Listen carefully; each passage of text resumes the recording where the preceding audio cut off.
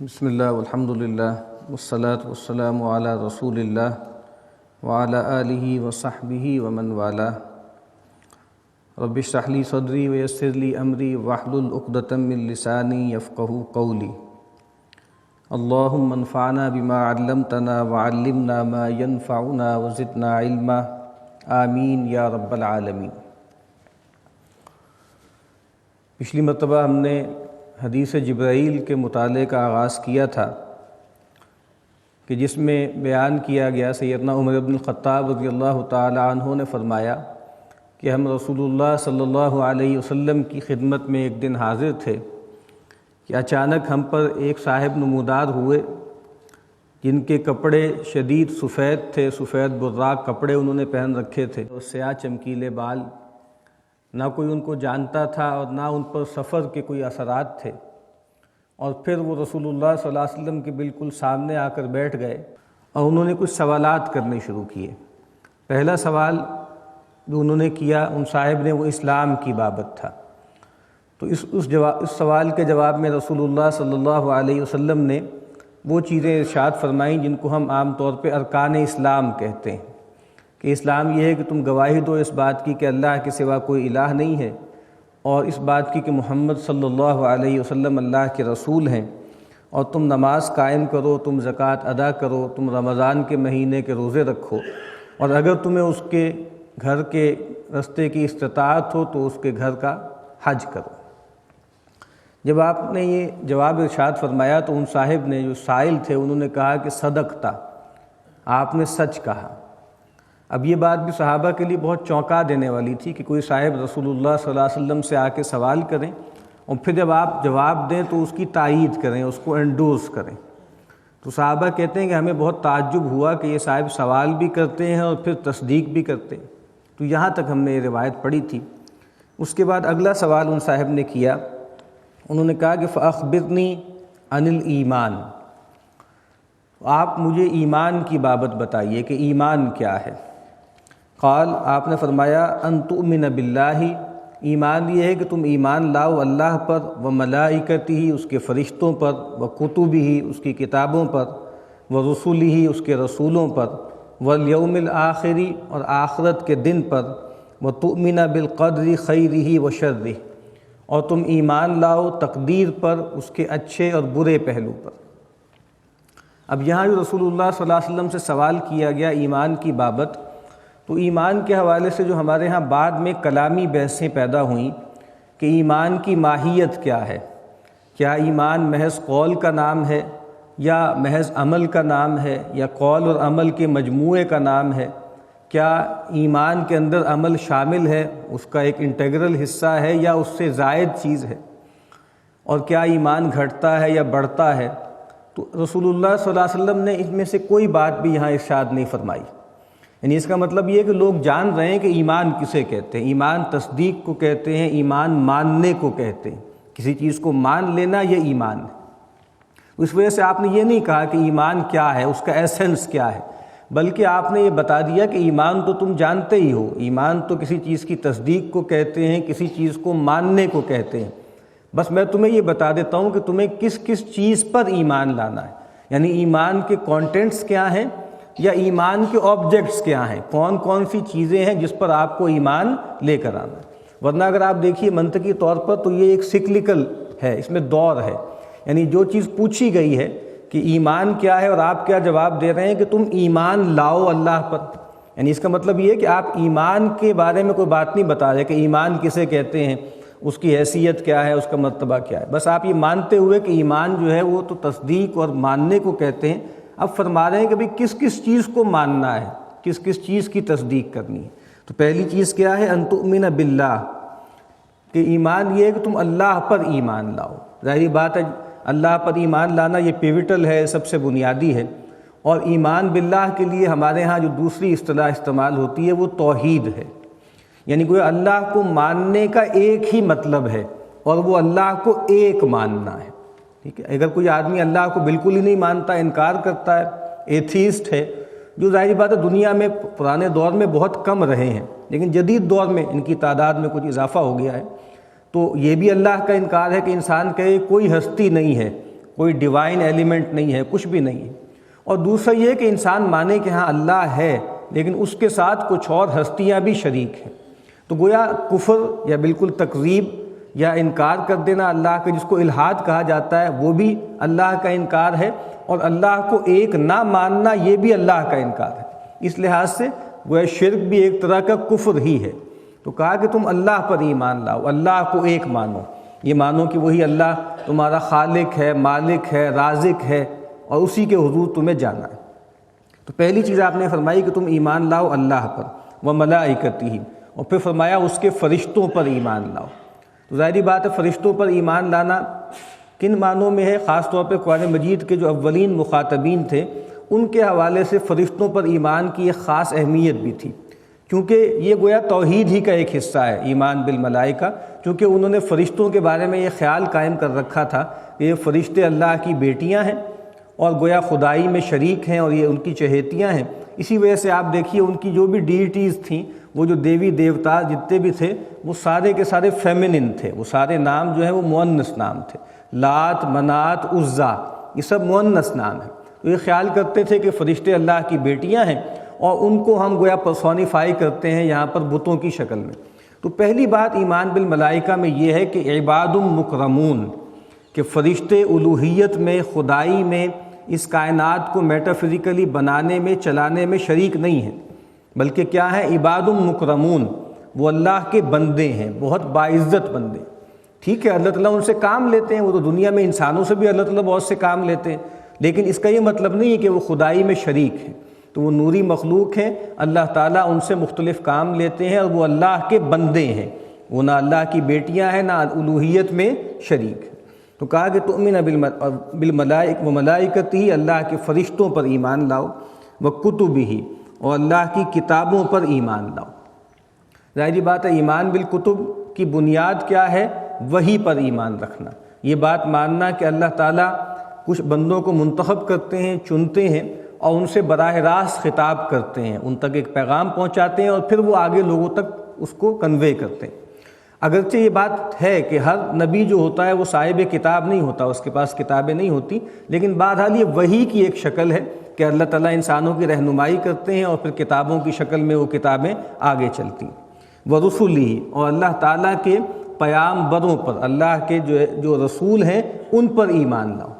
اب اللہ تعالیٰ یہ چاہتے ہیں کہ اپنے بندوں تک کچھ بات پہنچائیں، ان کو کچھ ہدایات دیں، تو اس کے لیے اللہ تعالیٰ نے یہ طریقہ اختیار نہیں کیا کہ ایک ایک فرد سے براہ راست کلام شروع کر دیں۔ ما کان لبشر ان یکلمہ اللہ، کسی بشر کے شایع نہیں ہے، اس کو یہ زیبا نہیں ہے، اس کی یہ حیثیت نہیں ہے کہ اللہ تعالیٰ اس سے براہ راست کلام شروع کر دیں۔ پھر اس کا ایک میڈیم اللہ تعالیٰ نے ڈیوائز کیا، وہ میڈیم کیا ہے کہ اللہ تعالیٰ نے دو پیامبر چنے، ایک پیامبر چنا فرشتوں میں سے اور ایک انسانوں میں سے۔ فرشتہ جو کہ نوری مخلوق ہے، اللہ تعالیٰ سے قریب ہوتا ہے، تو فرشتے اللہ تعالیٰ سے اللہ کا پیغام لیتے ہیں، اور پھر انسانوں میں سے اللہ تعالیٰ رسول بشر چنتے رہے، سیدنا نوح علیہ السلام سے لے کے محمد الرسول اللہ صلی اللہ علیہ وسلم تک مختلف لوگوں کو برگزیدہ کیا، ان کو چنا۔ وہ جو رسول ملک ہیں جو ہماری روایت کے مطابق ایک ہی رہے، اور وہ سیدنا جبریل علیہ السلام ہیں، وہ اللہ تعالیٰ سے اللہ کا پیغام لیتے ہیں، اور رسول بشر جو سیدنا نوح علیہ السلام سے لے کے محمد الرسول اللہ صلی اللہ علیہ وسلم تک ہیں، ان تک اللہ کا پیغام پہنچاتے ہیں، اور پھر وہ جو رسول بشر ہیں وہ باقی تمام انسانوں کو اللہ کا وہ پیغام پہنچاتے ہیں۔ اس کو رسالت کہا جاتا ہے، یہ رسالت کا ایک ادارہ ہے، اور نبوت و رسالت ملتے جلتے الفاظ ہیں، ان میں کئی جو ہے فرق بیان کیے جاتے ہیں، لیکن بنیادی بات یہ ہے کہ نبوت اللہ سے لینے کا نام ہے اور رسالت اللہ کے پیغام کو بندوں تک پہنچانے کا نام۔ تو کہا کہ تم ایمان لاؤ اللہ کے رسولوں پر، اور اسی لیے ہم مکلف ہیں اس کے کہ قرآن مجید نے اور رسول اللہ صلی اللہ علیہ وسلم نے جس نبی اور رسول کا تذکرہ کیا ہے ہم اس پر ایمان لانے کے مکلف ہیں۔ ایک رسول کا انکار، ایک نبی کا انکار گویا تمام انبیاء کا انکار ہے۔ اسی لیے سورہ بقرہ کے شروع ہی میں جہاں بتایا گیا کہ متقین کون ہیں، ان کے اوصاف بیان کیے گئے، وہاں یہ بھی ہے کہ الذین یؤمنون بما انزل الیک وما انزل من قبلک، جو آپ سے پہلے جو اللہ تعالیٰ نے وحی نازل کی، جو رسول بھیجے، ہم اس پر بھی ایمان رکھتے ہیں۔ یہ اور بات ہے کہ ہمارے لیے حجت، ہمارے لیے بائنڈنگ اب صرف قرآن مجید ہیں اور محمد الرسول اللہ صلی اللہ علیہ وسلم۔ والیوم الآخر، اور تم ایمان لاؤ آخرت کے دن پر، یعنی یہ بات مانو کہ مرنے کے بعد کیا ہوگا، کیونکہ ظاہری بات ہے یہ ہر ایک کا مسئلہ رہا ہے، کیونکہ اللہ تعالیٰ کا انکار کرنے والے بھی بہت سے رہے ہیں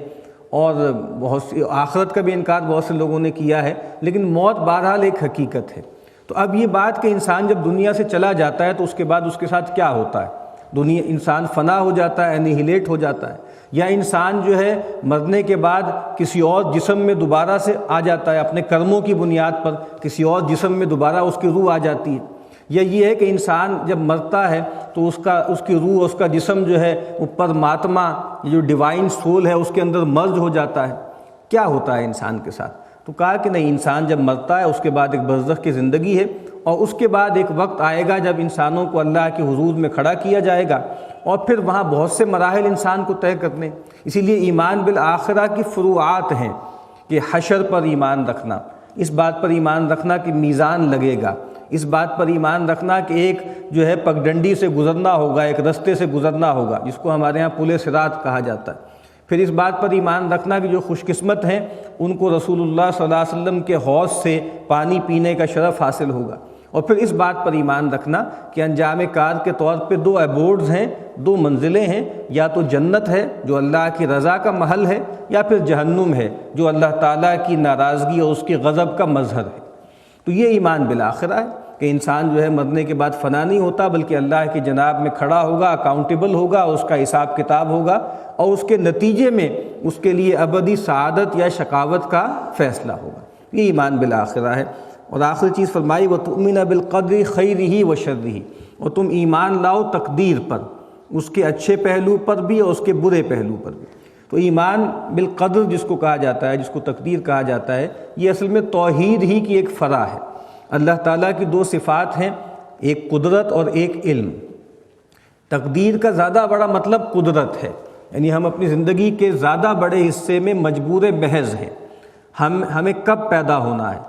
ٹھیک ہے، ہمیں جو ہے وہ 100 ہجری میں پیدا ہونا ہے، 500 میں ہونا ہے، 700 میں ہونا ہے، سیدنا موسیٰ کے زمانے میں پیدا ہونا ہے، فرعون کے زمانے میں پیدا ہونا ہے، کس حیثیت سے پیدا ہونا ہے، کس کے گھر میں پیدا ہونا ہے، مسلمان کے، ہندو کے، سکھ کے، پارسی کے، کس کے ہاں پیدا ہونا ہے، اور کس جگہ پیدا ہونا ہے، کیا رنگت لے کر پیدا ہونا ہے، ٹھیک ہے، کیا زبان ہم بولتے ہوں گے، اس میں انسان مجبور بحث ہے۔ اسی طریقے سے کب اس کو اس دنیا سے جانا ہے، رخصت ہونا ہے، اس میں بھی وہ مجبور محض ہے۔ لائی حیات آئے قضا لے چلی چلے، اپنی خوشی نہ آئے نہ اپنی خوشی چلے، تو یہ تو مجبور محض ہے۔ اسی طریقے سے فزیکل لیمیٹیشنز ہیں انسان کی بہت سی، انسان ایک خاص فاصلے سے دور سن نہیں سکتا، ایک خاص جو ہے مسافت سے آگے دیکھ نہیں سکتا، انسان بغیر آلات کے زمین میں اڑ نہیں سکتا، یہ بھی جبر ہے اور بہت زیادہ جبر ہے۔ اس لیے سیدنا علی رضی اللہ تعالیٰ عنہ کے بارے میں جو مشہور ہے کہ ان کے پاس ایک صاحب آئے اور پوچھا کہ بھئی انسان کتنا مختار ہے، کتنا مجبور ہے، تو سیدنا علی نے کہا کہ بھئی ایک ٹانگ اٹھاؤ اپنی، انہوں نے اٹھا لی، پھر کہا کہ اب دوسری بھی اٹھاؤ، تو کہا کہ دوسری تو نہیں اٹھا سکتا، تو کہا بس اتنے آزاد ہو اور اتنے مجبور۔ تو یہ تو جبر ہی جبر ہے، اور کتنا جیو گے، کب تک جو ہے جیتے رہو گے۔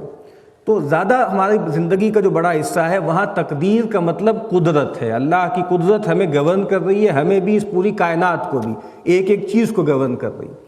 اور ایک چھوٹا سا دائرہ ہے جہاں ہمیں کچھ اختیار حاصل ہے، جو فری ول ہمیں حاصل ہے، وہ چھوٹا سا ریئلم ہے جہاں ہم آپٹ کر سکتے ہیں خیر اور شر میں، ٹھیک ہے، وہ ایک مورل ریئلم ہے، مورل سفیر ہے، وہاں ہمیں اختیار ہے کہ ہم خیر کی راہ اختیار کریں یا شر کی راہ اختیار کریں۔ تو وہاں پر اللہ کی جو تقدیر کا زیادہ بڑا مطلب ہے وہ علم ہے، کہ میں اپنی آزاد مرضی کو استعمال کر کے جو بھی آپشنز لوں گا اور جو کچھ بھی کروں گا اور کرتا رہوں گا، اور اس کے بعد جو میرا نتیجہ نکلے گا، جو میری ڈیسٹنی ہوگی، وہ اللہ تعالیٰ کے پہلے سے علم میں ہے۔ یعنی جہاں پہ اب ہم گویا اللہ تعالیٰ کے علم کا جو پہلو ہے اس کو اجاگر کرتے ہیں، ورنہ پھر انسان جو ہے وہ بھاگنے کے بہانے ڈھونڈتا ہے، کیونکہ ماضی، حال، مستقبل تو یہ تو انسانوں کی کیٹیگری ہے نا، اللہ تعالیٰ تو بیونڈ ٹائم اینڈ اسپیس ہیں۔ تو اسی لیے شیخ احمد سرہندی علیہ رحمہ نے ایک موقع پہ لکھا ہے نا مکتوبات میں کہ گویا ماضی، حال، مستقبل اور کل زمانہ اللہ تعالیٰ کے لیے ایک سپارک کی طرح ہے، ایک کوندے کی طرح ہے، جیسے بس ایک بجلی سی ہوئی اور گزر گئی۔ تو اللہ تعالیٰ کے ہاں وہ سب کچھ ہو چکا ہے،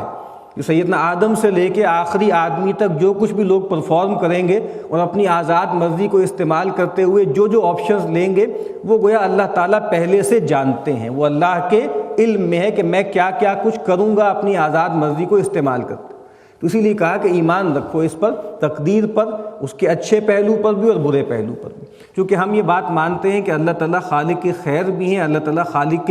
شر بھی ہیں۔ ہم کاسمک اور ڈیوائن سطح پہ ڈیویلٹی کے قائل نہیں ہیں۔ جو زراسٹرین یا زرتشتی ہے، جن کو پارسی کہا جاتا ہے، انہوں نے مسئلہ شر کا یہی حل نکالا کہ انہوں نے ڈیوائن لیول پر بھی ڈیویلٹی پیدا کر دی کہ ایک خیر کا خدا ہے وہ یزداں ہے، اور ایک شر کا خدا ہے جو احدمند ہے۔ تو ہمارے ہاں ایسا نہیں ہے، اللہ تعالیٰ خیر اور شر دونوں کا خالق ہے۔ یہ اور بات ہے کہ ہم شر کی نسبت اللہ کی طرف نہیں کرتے، بیدک الخیر، انسان کے اندر جو اللہ نے پوٹینشل رکھا ہے اس کے سوء استعمال سے شر وجود میں آتا ہے۔ اس وجہ سے قرآن مجید بھی کہتا ہے کہ ما اصابک من حسنۃ فمن اللہ، جو تمہیں خیر بھلائی پہنچتی ہے تو وہ اللہ کی طرف سے ہے، وما اصابک من سیئۃ فمن نفسک، اور جو تمہیں برائی پہنچتی ہے، تکلیف پہنچتی ہے، جو گناہ تم سے سرزد ہوتا ہے، وہ تمہارے نفس کی وجہ سے ہوتا ہے۔ اسی لیے آپ دیکھیے ہمارے اکابرین کا ایک اسلوب رہتا تھا کہ جب وہ کتابیں لکھتے تھے تو اس کی پریفیس میں، اس کے دیباچے میں یہ جملہ لکھا کرتے تھے کہ بھائی اس کتاب میں جو کچھ بھی مجھ سے خیر بن آئی ہے، جو اچھی باتیں آ گئی ہیں، وہ اللہ کی طرف سے ہے، ہمارے بزرگوں کا، ہمارے اساتذہ کا فیض ہے، اور اس میں جو کمی کوتاہی ہے وہ میری طرف اس کی نسبت ہے اور شیطان کی طرف اس کی نسبت ہے۔ تو یہاں پر کہا کہ ایمان رکھو اس پر کہ تقدیر ہے، اس کے اچھے پہلو پر بھی اور برے پہلو پر بھی۔ تو پھر ان صاحب نے، جب نبی اکرم صلی اللہ علیہ وسلم نے یہ جواب دیا تو ان صاحب نے کہا کہ صدق تھا، آپ نے سچ کہا۔ اور اس پر بھی گویا صحابہ کرام کو تعجب ہوا کہ یہ کیسے سائل ہیں کہ پہلے سوال کرتے ہیں اور پھر اس کا جواب دیتے ہیں۔ یہ روایت ابھی انشاءاللہ اگلی مرتبہ بھی جاری رہے گی۔